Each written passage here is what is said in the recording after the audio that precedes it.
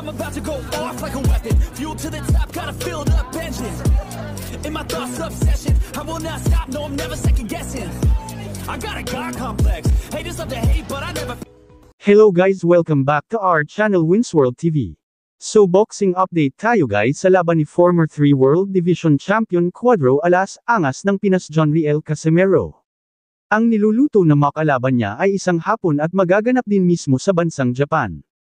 Ayon sa live ni Kuya Lods, marami ng promoter ang lumapit sa kanila para i-promote ang laban ni Cuadro Alas Angas ng Pinas John Riel Casimero. Kuya, hindi ba nila nalaman kuya na marami ng lumapit sa amin ng mga promoter? Hindi ka naman lumapit kay Chabit.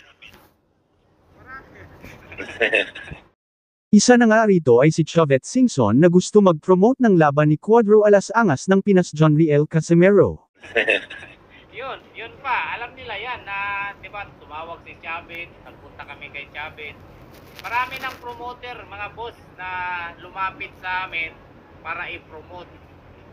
Dagdag pa ni Jason Casimero, kapatid ni John Riel Casimero. Patungkol naman kay Masayuki ito, dahil expired na ang kontrata ni John Riel Casimero ay pwede rin naman daw elapit kay Masayuki ito, dahil may komunikasyon na sila sa isa't isa. Wala naman direktang sinabi si Kuya Lods kung talagang si Masayuki ito ang kanilang promoter, ngunit kung ang sinasabi ni Kuya Lods na laban ay magaganap sa bansang Japan ay tiyak na si Masayuki ito na naman ang kanilang magiging promoter sa darating na laban ni John Riel Casimero ngayong Mayo taon kasalukuyan. At kung si Ito naman sinasabi niyo walang promoter, yung expire na yung namin kay Ito, madali lang ilapit yan kasi may na kami eh. Kumbaga may communication na eh. Madali lang yan. May comment naman si Mang Bert, ayon sa kanya, may alam daw talaga si SV sa mundo ng boxing kaya sabi niya wala na daw laban si Tata. Sinagot naman ito ni Jason Casimero na ayon sa kanya hindi na daw niya ito kilala.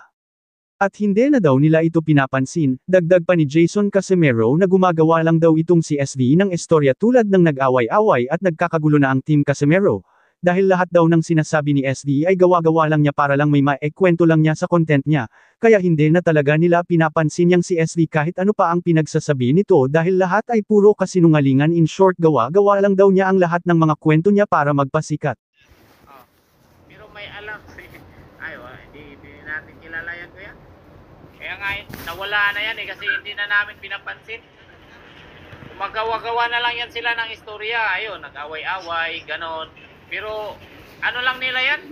Scripted yan? Ano lang nila yan? Kumbaga para may kwento lagi siya, may lagi siyang kaaway.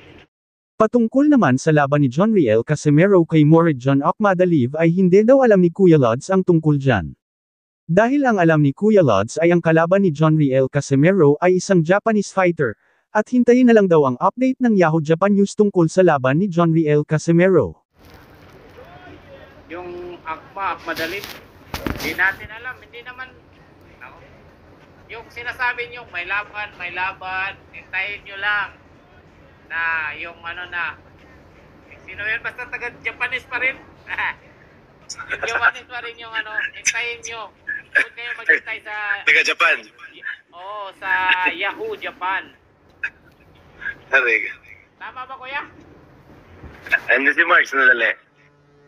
Pinagmamalaki din ni Pinoy Sakalam ang binigay ni Cuadro Alas John Riel Casimero sa kanya na boxing gloves, na gustong bilhin naman ng papa ni Jason at John Riel Casimero ng 5 milyon. Ang maganda rito yung binigay sa akin ni Tata na regalo.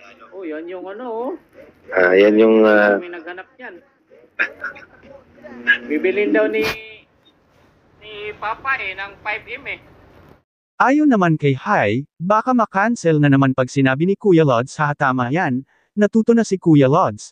Sagot naman dito ni Jason Casimero ayon sa kanya kaya dati nakakancel dahil may kasama daw sila sa team na tae. Alam nyo guys kung sino yung tinutukoy na tae ni Jason Casimero? Kaya simula daw na inalis nila ang tae sa kanilang team ay wala na sila magagawa. Ang tanging magagawa na lang daw nila ay gumagawa-gawa na lang ng mga estoryang nakakasira sa team Casimero. Man daw. Makancel na naman dahil pag sinabi ni Kuya Lods, hindi totoo yung makancel. Yung mga sinasabi ko dati, kaya yun nagka-cancel, nalaman ng kabila, kasi may tae kaming nakadikit sa team namin eh. Pre. May tae kasi ngayon, oh. Wala nang tae. Wala nang nakapunta dun sa kanila. Kaya gumagawa na lang ng mga ano. Gumagawa-gawa na lang.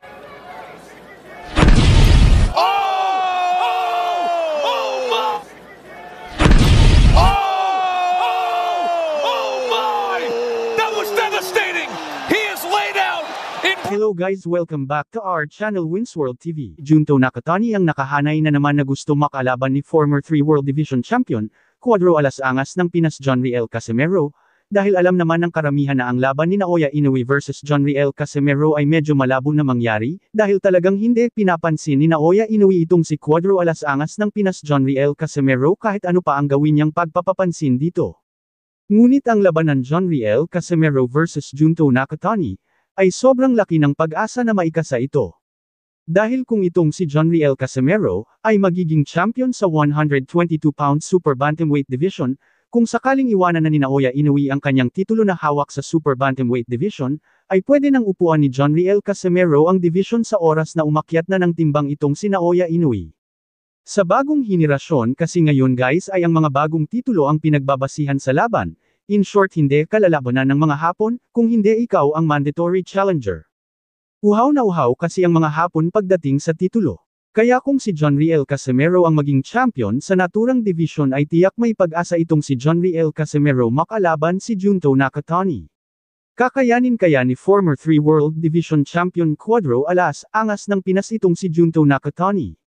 Halina't panoorin natin sabay-sabay ang mga knockout highlights ni Junto Nakatani, kung gaano nga ba kalakas ito.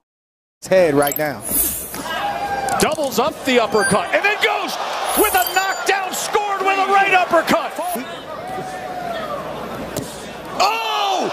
A straight left hand. Oh my! That was devastating.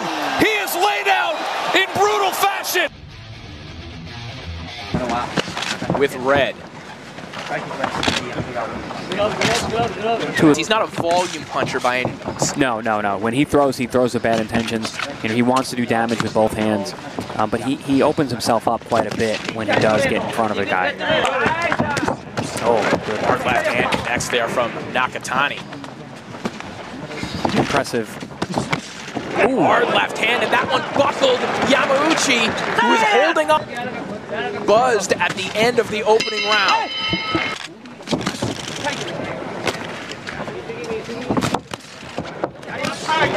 Hard left hand connects again from. Great job of mixing up his punches. That one had an effect as well. Staggered once again. He is on wobbly left. He's making it hard for him. Being aggressive on the inside, using his physical. You can just tell Nakatani, he believes in his power so much. When he gets there, it'll do the job. Yamauchi just out of position and eating uppercuts right now. Great physicality from Nakatani there. Oh, there's that left hand again.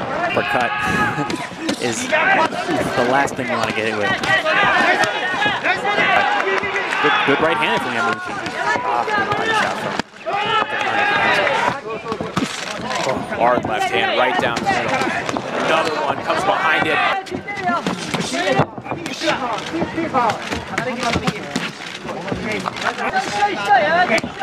Almost like someone who's been doing this since they were 14 years old. They go to high school. A little dip in the knees from Yamauchi a moment ago, and now he is in big time trouble. Nakatani pouring it on, and that is it. Yeah, good stoppage.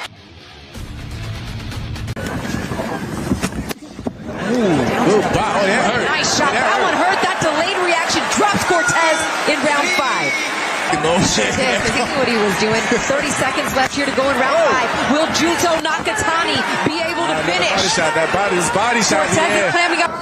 A tad bit low. Oh, and that one snaps the head back of Cortez. Cortez clearly more chances. Body again, yeah. Strong shot there. Ooh. Combination there from Nakatani. You know, how are we going to live up to the expectations based on how Bob performed? Just got hit with a good left hand. Back to the gym. Oh, good shot there. That hurt, yeah. That hurt. Looking for the finish here in round 12.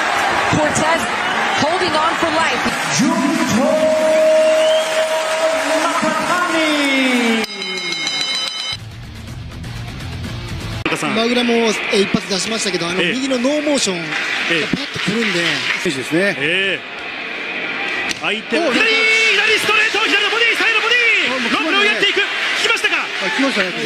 左のストレート。山中さんも中谷の左のロングフックというのも注目されていますが、上当たってから左ストレート、右のボディにも入れてましたからね。まだマグラモはプロのリングでダウンは1、ただ接近戦も磨いてきた右のフックを見せました中谷潤人です。辻岡さん、マグラモ陣営なんですが、やはりこの距離感なんだと、もっと距離を詰めていけと、そして自慢のアッパーを出していけと、そんな指示ですね。山中さん、やはりここの距離、そして自慢のアッパーということですね。そうですね、この距離も中谷選手もうまい。そしてボディにパンチを集めていけと、父親のメルビンさんも、興奮して立ち上がって関係戦い方で迷わして、左のボディ、左のアッパー、もう一度左のボディです。いいですね。この世界タイトルマッチに向けて接近戦より磨いたという話をしていましたね。より磨いてますよね。ボディのパンチも結構ダメージ与えられてるんで。左のストレート、ガードが下がったところ、得意ですからね。あれでさらにまた左ストレートも当たるでしょうから。そうなんですね。右のパー、さあ左のボディも当たりやすくなりますからね。ここをポイントと見たか、左のフック大きく打っていきました中谷潤人。いや、心折れるチャンスですよ。左のパー、体が飛び出た、中谷潤人立ってきました。いや、ここでレフェリーが止めました。中谷潤人、世界To see this fight start to unfold as the rounds progress. That's a big. Nakatani has his timing down already. Boom. There's a right hand that wobbles him. He landed it right on the temple. Nakatani digging to the body here, and this is a distance that really favors Acosta. Punch for punch. That's got to be worrisome. As he lands, Acosta has to. Yeah, he has to try to weather that storm. You don't know how bad that nose is. The blood that Acosta's swallowing here in the heat in Tucson, Arizona. That's worrisome. And the punches from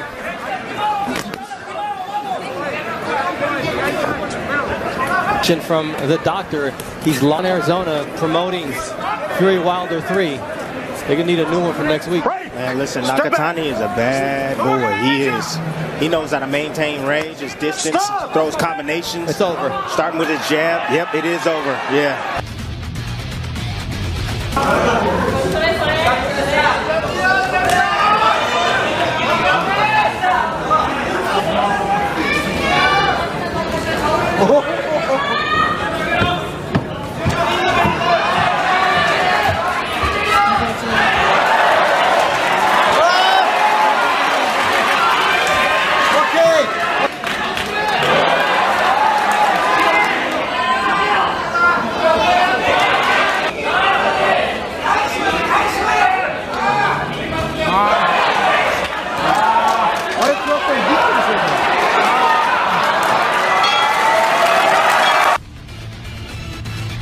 Nakatani Junto 21歳左、いきなり武器、びっちりと距離を詰めていくのが青の望月。打っていく大優勢ということが分かりましたが、このままポイントでいきますか。手を狙う、どういった試合の終わらせ方考えているでしょうか。左、もう一度、一番打ちやすい距離なんですね。この距離では中谷強い。持つフックを返した、左フックを返した、一気にいきます。18戦目、アッパー左だ。望月右目がもう塞がりかけてますよね。強打をやめない中谷左右。ここで手が止まる。レフェリー止めた、レフェリー止めた。ここで激戦に終止。につなげてきましたこのボレスです。この左のパンチ。いやー、テレスさん、思わずボレスが後ろにこう行ってしまうほどのパンチ力ですね。そうですね。左はね、本当強いですよね。遠い距離からね、本当打ってますよね。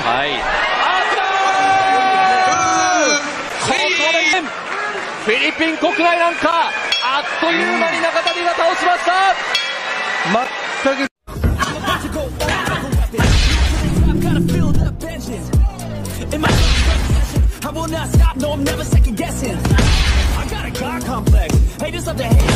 So kampo ni Naoya Inoue, pagbayarin ng malaki dahil sa hindi pagtupad sa usapan, sa pagitan ng Team Inoue at Top Rank Promotion, Bob Arum galit na. Galit nga di umano ang big-time promoter ni current undisputed and 4 World Division Champion Naoya Inoue, na si Bob Arum ng Top Rank Promotion. Dahil sa hindi pagtupad ni Naoya Inoue aka The Japanese Monster, sa kanilang usapan. Ang usapan daw nila ay kapag naging undisputed na daw si Naoya Inoue, ay doon na niya gaganapin ang lahat ng kanyang mga laban sa bansang Amerika, particular, sa Las Vegas. Ayon kay Bob Arum ay doon na dapat depensahan ni Naoya Inoue ang lahat ng kanyang mga nakuhang kampyonato sa naturang division, sa oras na maging isa na siyang undisputed. Ngunit ilang taon na ang lumipas at naging 4 World Division Champion na siya ay hindi pero natupad ang kanilang usapan. Kaya malinaw na sumira ang hapon sa naging kasunduan dito. Dahil may plano sana itong si Bob Arum ng big fight para sa naturang alaga niyang hapon na si Naoya Inoue, ngunit ito ay naglaho na dahil sa pagsira ni Naoya Inoue sa naging usapan nila ni Bob Arum. Dagdag pa ni Naoya Inoue ay hinding-hindi na daw siya aalis sa kanyang bansa para lumaban. Kaya kung sakali man na maikasa ang Naoya Inoue vs John Riel Casimero fight ay panigurado ito na magaganap sa bansang Japan at hindi sa bansang Amerika. Dagdag pa sa ating mga balita, ilang araw bago magalit itong si Bob Arum, ay nagpalabas ang Top Rank Promotion ng statement, tungkol nga dito kay Naoya Inoue aka The Japanese Monster. Ayon sa kanilang statement ay hindi na sila magbibigay ng anumang special treatment kay Naoya Inoue, at hindi na nila pipilitin ito kung lalaban pa ba ito sa bansang Amerika or hindi na. Sa makatuwid kung ating i-analyze ang statement nitong Top Rank Promotion ay para na rin nila inabandona at sinukuan tong si Naoya Inoue, at ipaubaya na lang siya sa kanyang Japanese promoter. At singilin na lang ang Team Inoue sa Danius, sa mga laban na hindi ginanap sa bansang Amerika. Dagdag pa sa ating mga balita. So grabe nga talaga ang lakas ni former 3 World Division Champion Cuadro Alas Angas ng Pinas John Riel Casimero.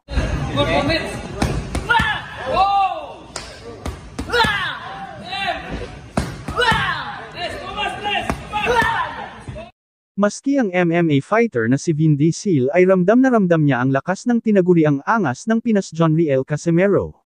Kahit malaki ang agwat ng kanilang laki, ay mahahalata mo dito na kayang-kaya patumbahin ni John Riel Casimero ang malahig antay niyang kasparring mate na si Vin Diesel.